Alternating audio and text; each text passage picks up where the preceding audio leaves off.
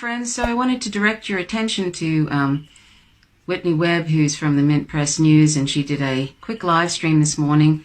It was about 8 minutes long, which I'm going to show you. It was on Facebook, so I don't think Whitney Webb will mind too much.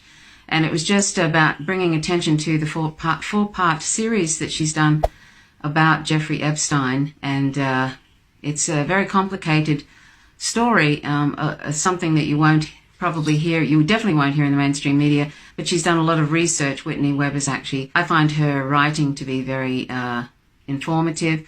There's all sorts of angles and there's all sorts of different aspects to the Jeffrey Epstein story. It's good to know rather than the superficial story. So, and I just wanted to say, I don't think anybody saw the this occurrence happening. Did you? I never even occurred to me that there might be something like this happen. Yes, I'm joking. And I feel sad for the I feel sad for all the victims. I feel it's unfortunate that whoever has been involved in this sex trafficking, and I'm talking particularly about the oligarchs and political figures, it's unfortunate that they probably will not that I ever expected they would see the inside of a jail cell, because they all protect one another. But it's unfortunate that, I would have hoped that Jeffrey Epstein would have, if he was in the business of blackmailing politicians with who either unknowingly went and had sex with a minor, or even if they knowingly did. If he was blackmailing people, then I would have hoped that he would have told somebody about the details, so that if ever something like this happened, if indeed he was murdered in prison, or if they gave him a belt or whatever it is to carry it out. He was supposed to be on suicide watch, I think, but then some people say he was taken off suicide watch. I don't know why anybody would take somebody who's already tried to, who has already tried to kill themselves, if that was indeed what happened the first time to Jeffrey Epstein a few weeks ago, why they would not have some sort of a constant 24/7 watch. And one would imagine that he would have video cameras in the jail cell, seeing he's such a high-profile person with such a high-profile case. And I'm sure there was. And anyway, it's just all very unfortunate. And I feel sorry. I feel sad that someone also has spent their life, that Jeffrey Epstein has spent his life procuring minors and allowing them to be raped for money. It's a very sad thing to be procuring young people for that. So that's an unfortunate way to spend one's life. And nobody really, he was supposed to be a hedge fund advisor and had a lot of dealings with wealthy people. There's going to be lots and lots of nonsense out in the media. There already is. People are already saying that he suicided when there's an ongoing investigation in process, as typically the mainstream media does. They go and report something that it's a suicide when really there's still an ongoing investigation. Not that I think that's going to actually be anything real either. I think there's both sides. Lots of politicians on either side of the aisle in the US are probably breathing a sigh of relief. There's going to be a lot of politicians who were on the Lolita Express, or who've had dealings with Jeffrey Epstein, or even royalty, who like Prince Andrew, who, if they had anything untoward happened, which according to one of the victims, Prince Andrew had engaged in four sexual things with her. But anyway, there's going to be a lot of people sighing relief that he is dead. And I'm not going to speculate about the Clintons or Trump. It's just, I think a lot of people probably would have wanted him to be silenced before he got to talk about anything. Anyway, another shitfest that we're witnessing in the mainstream media, and also that we'll probably never know what really happened, because everything is so corrupt. and so many high-powered people probably wanted him dead. And it's surprising that in this particular facility where he was kept, where Jeffrey Epstein was kept, apparently there's never ever been a suicide before. So whether he was murdered, whether somebody gave him something to hang himself with because he really, really wanted to die, because he didn't want to have to face the rest of his life in prison, and it's not very good for people who are pedophiles in prison. Who knows what happened. Anyway, we probably never will know what happened. And so anyway, but you can have a look at this thing by Whitney Webb, this little live stream, and she's done a 4-part series on it. It's very interesting. I haven't actually, I haven't really been paying that much attention because it's sort of, there's so much else that's sort of important. And I know that none of these people, if they were involved in any sort of, if Jeffrey Epstein had procured these girls for any of these, like for Bill Clinton or for Trump or for Dershowitz or for Prince Andrew, none of these people are ever going to pay for that, ever going to see the inside of a jail cell. That's just how it's set up now. None of these, all these oligarchs protect one another, even if they don't even like one another. They all protect one another because the minute somebody is put away, it sets a precedent, and the next thing you know, other people will be put away. So they don't want to see anybody, even if they don't like them, see the inside of a jail cell. And all these people lie like rugs. It's a shit show, and that's how it is now. So anyway, it's very sad all around for the victims, for people who spend their life, sex trafficking, for the whole thing is, is appalling. But anyway, so and it goes on all the time in the world, because there's all sorts of unfortunate sex trafficking going on in the world of young people. So I'll show you this. Please check out this next 10 minutes with Whitney Webb talking about her 4-part series, and then go and check it out because I think she's done a lot of research into it, and check out some of her other journalistic efforts on MintPress News. And if you haven't subscribed to MintPress News, please do, because they always have interesting stories, interesting journalistic stories. And please also, while you're at it, subscribe to the Grey Zone. The Grey Zone is a wonderful independent news service with Max Blumenthal, Ben Norton, Anya Parenpill. Subscribe to the Empire Files with Abby Martin and Mike Preisner. And that's a really wonderful independent news program. Who else is there? The Black Agenda Report. Quite a few now. It's sort of increasing. Caleb Marpin also does some interesting live streams. He's socialist, and he has quite a detailed knowledge about socialism and about lots of other issues, and he's written a book. Caleb Marpin, CalebMaupin. He does stuff on the, he's an author and journalist on the RT. That's about all that comes to mind right now, so sorry I just don't have any list in front of me. And of course the Jimmy Dore Show, that's always got some interesting guests on.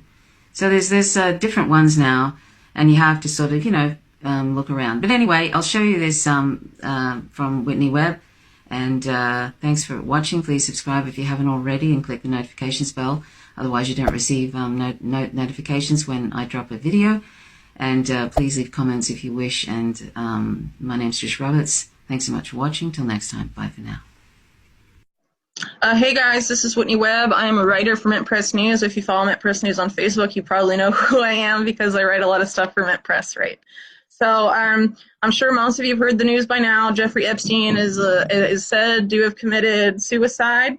There's been a lot of conflicting reports about that, and that's part of why I'm doing this live video. And that's because, if you aren't aware, I've been doing a pretty extensive investigative series for MintPress about Jeffrey Epstein, right? And so it's 4 parts. The first 3 parts are now are out. If you haven't read them yet, go to mintpressnews.com. They're all available there right now, okay? So A few things to go over with Epstein's suicide. So there's still conflicting reports, even though, it was this morning.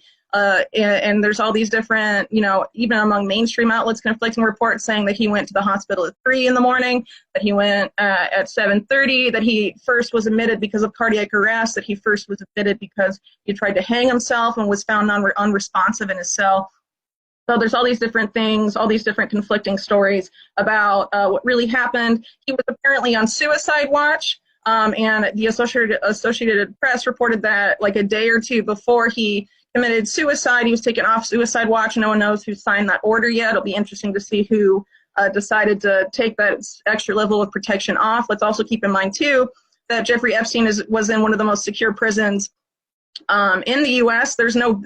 Apparently someone on suicide watch has never killed themselves in that prison. That's where they took El Chapo, apparently, this prison in Manhattan where Epstein died, or said to have killed himself. So I don't really want to speculate and like get into like who killed him or like, all this other stuff, because when big stories like this break and like important or well-known people like this die, suddenly there's always a lot of conflicting reports, and I don't have all the facts yet, so I'm not going to tell you one way or the other what happened.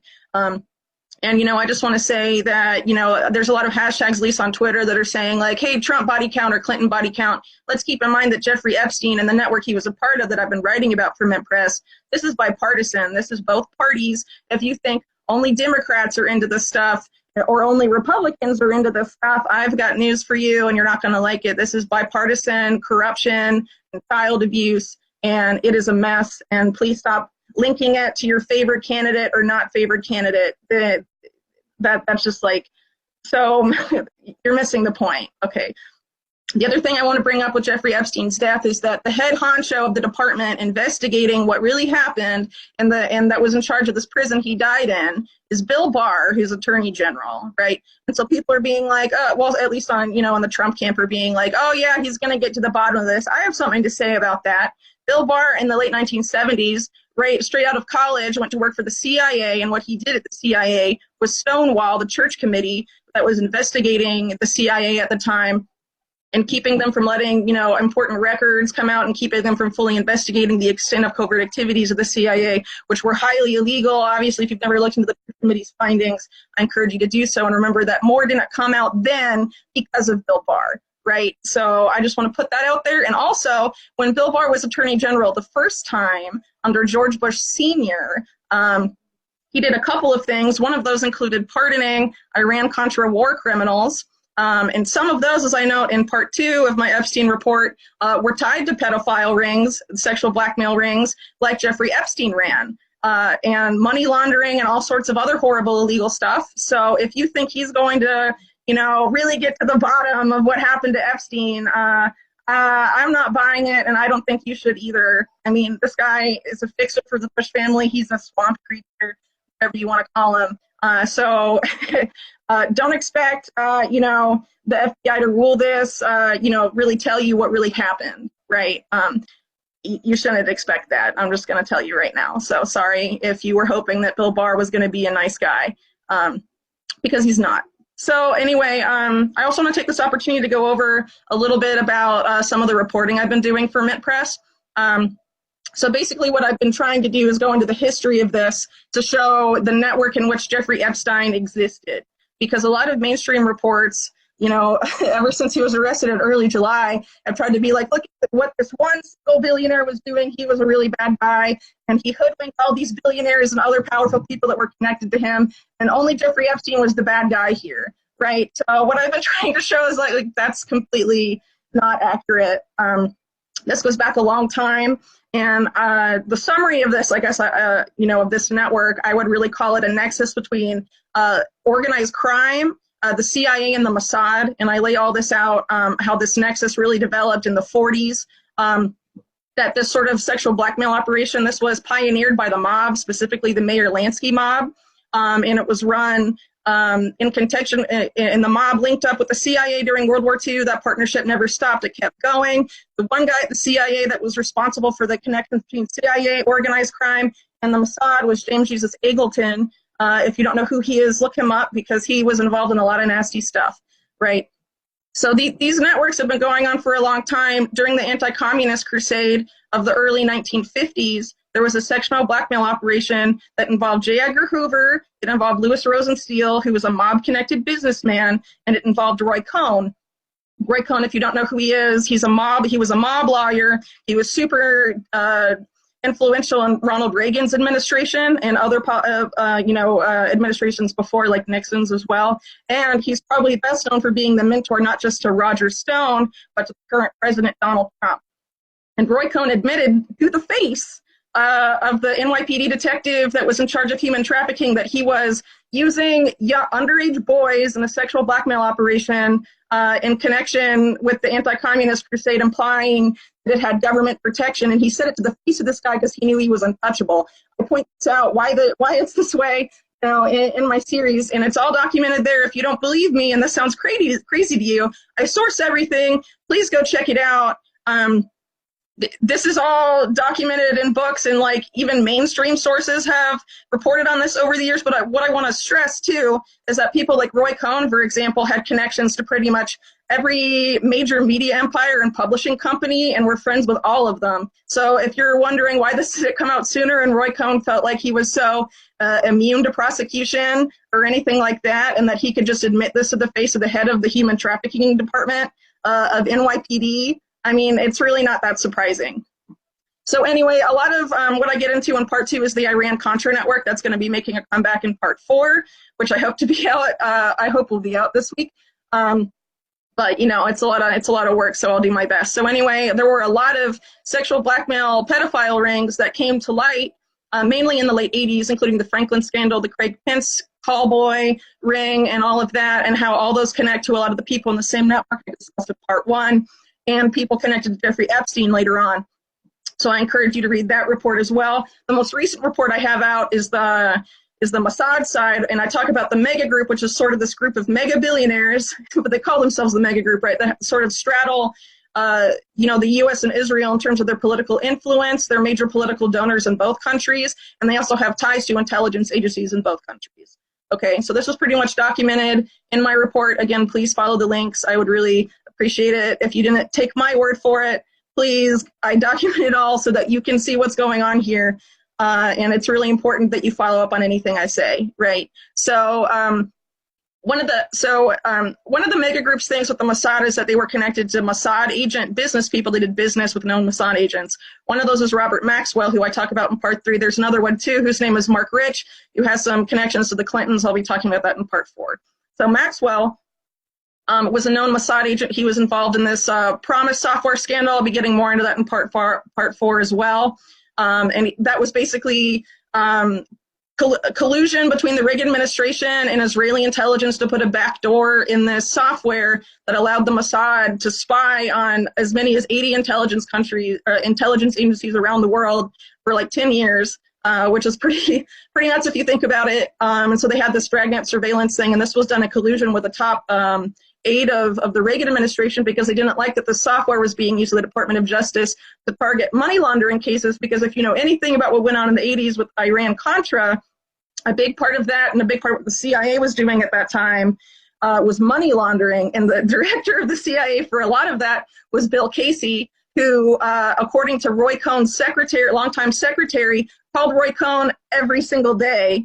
So just another example of all these different connections that come together here, right? And so Robert Maxwell, I think I mentioned this, maybe I forgot.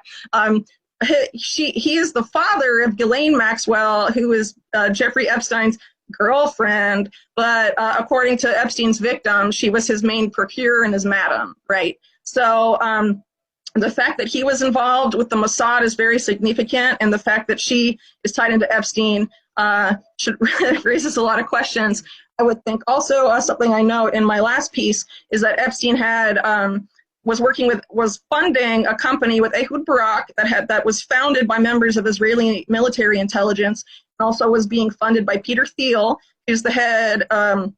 He has the majority shareholdings in Palantir, and he's also one of the co-founders of Palantir, which is like this creepy pre-crime software, and it's sort of like Promise, but like the modern day version.